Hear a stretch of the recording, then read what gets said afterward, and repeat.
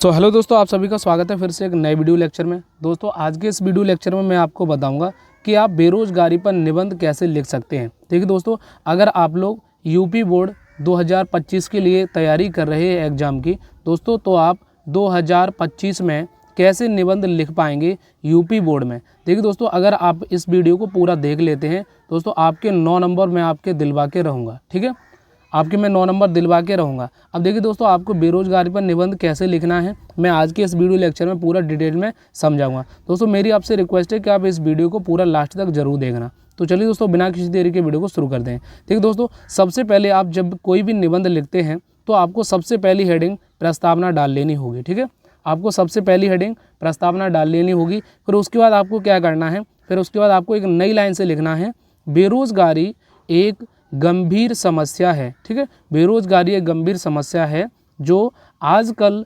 हमारे समाज में तेज़ी से फैल रही है, जो आजकल हमारे समाज में तेज़ी से फैल रही है। फिर आपको क्या करना है, यह न केवल एक आर्थिक समस्या है बल्कि यह सामाजिक और मानसिक समस्याओं का भी कारण बनती है। यह सामाजिक और मानसिक समस्याओं का कारण भी बनती है। फिर आपको क्या करना है, बेरोजगारी का मतलब है रोजगार का न होना, यानी व्यक्ति के पास काम नहीं है। देखिए, बेरोजगार का मतलब क्या है, किसी भी व्यक्ति के पास काम न होना या फिर उसको कोई भी काम न मिलना, तो जिससे वह अपनी ज़िंदगी गुजार सके और अपने परिवार की आवश्यकताओं को पूरा कर सके तो फिर आपको आगे क्या लिखना है, यह समस्या विशेष रूप से विकासशील देशों में बहुत अधिक देखने को मिलती है। यह समस्या अधिकतर विकासशील देशों में बहुत अधिक देखने को मिलती है। अब देखिए, अब आपको क्या करना है, अब आपको एक नया हेडिंग डालना है। ठीक है, अब आपको एक नया हेडिंग डालना है, इसमें आपको बताना है बेरोजगारी के कारण। तो देखिए दोस्तों, जब आप हेडिंग डालेंगे तो आपको ये ध्यान में रखना है कि आप जब भी हेडिंग डालें तो आपको हेडिंग ब्लैक पेन से ही डालना है। ठीक है, आपको हेडिंग ब्लैक पेन से ही डालना है। फिर आपको क्या करना है, आपको नंबर 1 हेडिंग डालना है, उसमें बेरोजगारी के कारण। अब हम लोग कारण बता रहे हैं ना, तो इसमें भी आपको एक अंदर हेडिंग डालना है, शिक्षा और कौशल की कमी। देखिए, आपको नया हेडिंग क्या डालना है, शिक्षा और कौशल की कमी। तो इसमें आपको लिखना है, आजकल की शिक्षा प्रणाली में अधिकतर विद्यार्थियों को कौशल आधारित शिक्षा नहीं दी जाती है। तो ऐसे में वे अपने क्षेत्र में एक अच्छे रोजगार के लिए तैयार नहीं हो पाते। ठीक है ना, बेरोजगारी का एक प्रमुख कारण यही है। ठीक है, देखिए एक कारण तो ये हो गया, बेरोजगारी का एक प्रमुख कारण यही है कि युवाओं को रोजगार के लिए आवश्यक कौशल और शिक्षा नहीं मिल पाती। ठीक है, देखिए अब आपको क्या करना है, अब आपको इसी में एक हेडिंग और डालनी है जो आपको कारण बताना है। ठीक है, फिर आपको एक नया हेडिंग इसमें डालना है। वो आपको हेडिंग क्या डालना है, देखिए एक आपको दूसरा हेडिंग इसमें डालना है, आबादी का बढ़ना। देखिए एक तो कारण ये भी है, एक हमने कारण अभी पढ़ा शिक्षा और कौशल की कमी। अब उसमें दोस्तों एक नया कारण ये है कि आबादी का बढ़ना, यानी जनसंख्या, पॉपुलेशन का बढ़ना। तो हमारे देश की जनसंख्या बहुत तेज़ी से बढ़ रही है, यानी हमारे देश की जनसंख्या बहुत तेज़ी से बढ़ रही है, ये आपको लिख लेना है। फिर आपको क्या करना है, आबादी के बढ़ने से रोजगार के अवसर सीमित हो जाते हैं। ठीक है, तो आपको क्या करना है आगे, यह समस्या तब और भी गंभीर हो जाती है जब नौकरी देने वाले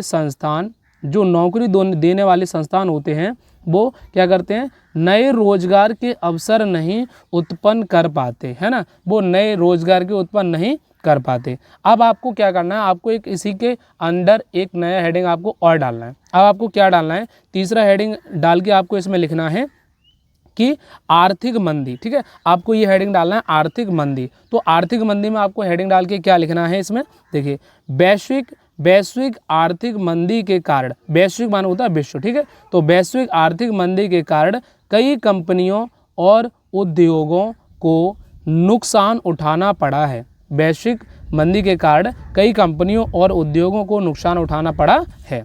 अब आपको क्या करना है इसमें, जिससे नौकरियों में कटौती हुई और बेरोजगारी दर में वृद्धि हुई। वृद्धि माने होता है बढ़ना, ठीक है, वृद्धि माने बढ़ना होता है, तो वृद्धि हुई। अब देखिए यहाँ तक आप लोग लिख देंगे ना तो आपको अच्छे से नंबर मिल पाएंगे। अब देखिए आपको अभी इस वीडियो को स्किप बिल्कुल करके नहीं देखना है आपको, ठीक है। अभी मैं इसमें और बताऊंगा आपको कैसे क्या करना है। अब आपको क्या डालना है, अब आपको एक नया हेडिंग डालना होगा, बेरोजगारी के प्रभाव, ठीक है। आपको एक नया हेडिंग डालना होगा, बेरोजगारी के प्रभाव। अब देखिए दोस्तों आपने क्या करा, अभी आपने एक हेडिंग डाला बेरोजगारी के प्रभाव, ठीक है। तो आपको अब उसी में एक नया हेडिंग डाल के लिखना है नंबर 1 में, ठीक है। आपको एक नया नंबर डाल के लिखना है, जैसे नंबर 1 आपको हेडिंग डालना होगा आर्थिक प्रभाव बेरोजगारी, आर्थिक प्रभाव आपको हेडिंग ये डाल लेना है, ठीक है। अब इसमें आप क्या लिखना है, बेरोजगारी से लोगों की आर्थिक, ठीक है, बेरोजगारी से लोगों की आर्थिक स्थिति कमज़ोर हो जाती है, ठीक है, कमज़ोर हो जाती है। रोजगार के बिना लोग अपने परिवार का पालन पोषण सही से नहीं कर पाते और इससे गरीबी में वृद्धि हो जाती है। देखिए वृद्धि का मतलब क्या होता है, वृद्धि का मतलब होता है बच्चों, वृद्धि का मतलब होता है बढ़ना, ठीक है। वृद्धि हो जाना मतलब किसी में बढ़ोतरी हो जाना। अब आपको क्या करना है, अब आपको एक नया हेडिंग इसी में डालना है 2 नंबर, ठीक है। नंबर 2 डाल के आप एक नया हेडिंग डालेंगे सामाजिक प्रभाव, सामाजिक प्रभाव आपको हेडिंग डाल लेना है, ठीक है। तो अब इसमें आपको क्या लिखना है, बेरोजगारी के कारण समाज में असंतोष और संघर्ष बढ़ता है, ठीक है।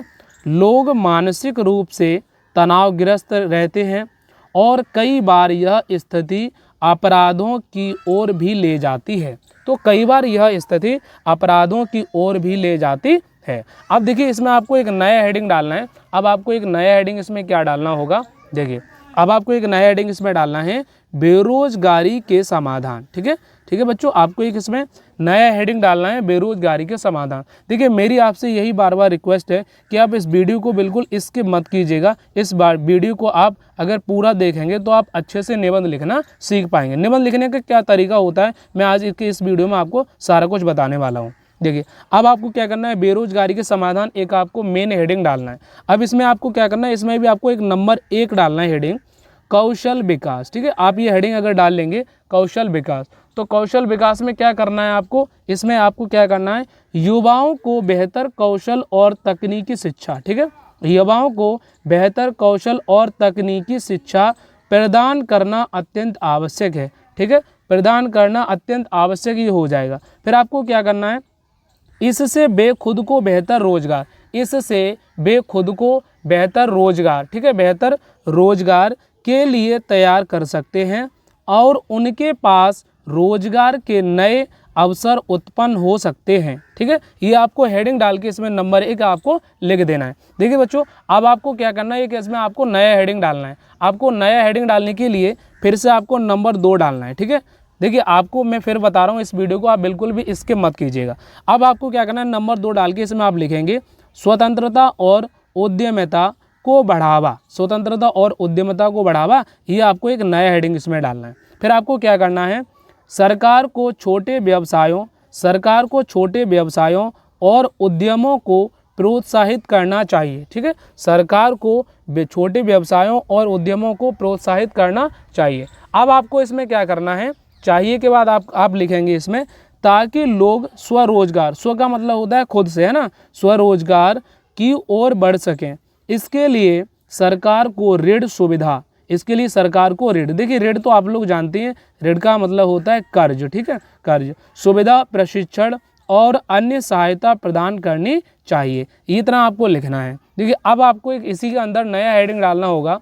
इसी के अंदर आप एक नया हेडिंग डाल के लिखेंगे नंबर 3, नंबर आप 3 डालेंगे इसमें और लिखेंगे नई योजनाएं और रोजगार सृजन, नई योजनाएं और रोजगार सृजन। इसमें आपको क्या करना है, सरकार को नई औद्योगिक और बुनियादी ढांचा परियोजनाओं को लागू करना चाहिए, ठीक है, जिससे अधिक रोजगार के अवसर पैदा हो सकें।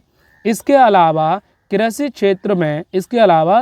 क्षेत्र में भी रोजगार सृजन की संभावना हो जाती है, ये आपको यहाँ तक करना है। देखिए अब आपको क्या करना है, एक और इसमें आपको एक नया हेडिंग बनाना है, ठीक है। तो नया हेडिंग आप इसमें बनाएंगे, अगला नंबर 4 आपको डालना है कि आर्थिक सुधार सरकार, ठीक है ना, आर्थिक सुधार ये आपको डालना है। ये हेडिंग आप जैसे ही डालेंगे फिर आपको इसमें लिखना है सरकार को आर्थिक नीतियों में सुधार करके उद्योगों को बढ़ावा देना चाहिए ताकि व्यापार और व्यापारिक गतिविधियों देखिए अब आपको क्या करना है, अब आपको लिखना है को बढ़ाया जा सके, ठीक है ना, गतिविधियों को बढ़ाया जा सके, इससे नौकरी के अवसर बढ़ेंगे और बेरोजगारी की दर कम होगी। और जो बेरोजगारी है ना, इसकी दर का मतलब होता है इसमें कमी होगी।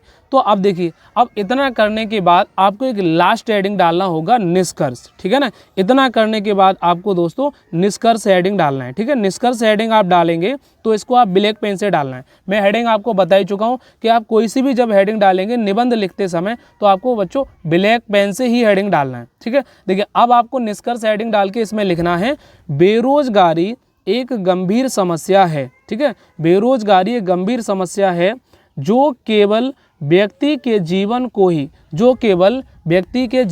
ही प्रभावित नहीं करती बल्कि संपूर्ण समाज, देखिए संपूर्ण माने होता है पूरा, ठीक है। तो संपूर्ण समाज और देश की प्रगति को भी रोकती है। फिर आपको क्या करना है, यह समय की मांग है कि हम इस समस्या का समाधान निकालें और रोजगार सृजन की दिशा में ठोस कदम उठाएं, ठीक है, ठोस कदम उठाएं। तो इसके लिए शिक्षा, कौशल, विकास, उद्यमिता और सरकारी योजनाओं का सही तरीके से, ठीक है, सरकारी योजनाओं का सही तरीके से उपयोग करना जरूरी है। तो तभी हम बेरोजगारी की समस्या को दूर कर सकेंगे, ठीक है, तभी हम बेरोजगारी की समस्या को दूर कर सकेंगे और समाज में समृद्धि और खुशहाली ला सकेंगे। देखिए बच्चों, आज के इस वीडियो में मैंने आपको निबंध लिखने का सही तरीका बताया, ठीक है ना। आज के इस वीडियो में मैंने आपको निबंध लिखने का सही तरीका बताया। अगर आप मेरे बताए गए तरीके से अगर आप निबंध लिखते हैं तो बच्चों आपके 9 नंबर कोई भी एग्जामिनर नहीं काट पाएगा। अगर ये वीडियो आपको अच्छा लगा हो, ठीक है, अगर ये वीडियो आपको अच्छा लगा हो तो आप लाइक कर देना। अगर आप चैनल पर नए हो तो प्लीज़ दोस्तों चैनल को सब्सक्राइब जरूर कर देना। धन्यवाद।